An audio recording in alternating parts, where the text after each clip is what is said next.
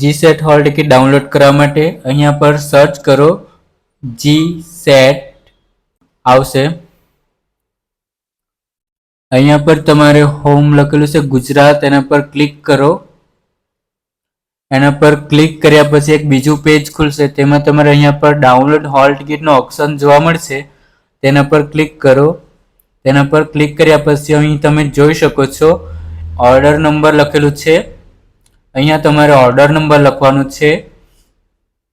Order number લખ્યા પછી તમારે એના નીચે તમે જોઈ શકો છો SBI પે રેફરન્સ નંબર લખેલું છે. અહીંયા SBI પે રેફરન્સ નંબર લખવાનું છે.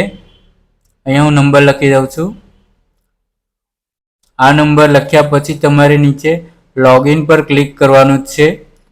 લોગિન પર તમે ક્લિક કરશો એના પછી એક નવો પેજ ખુલશે. અહીંયા હું લોગિન પર ક્લિક કરું છું. લોગિન પર ક્લિક કર્યા પછી અહીંયા તમે જોઈ શકો છો નવું પેજ ખુલી ગયું છે.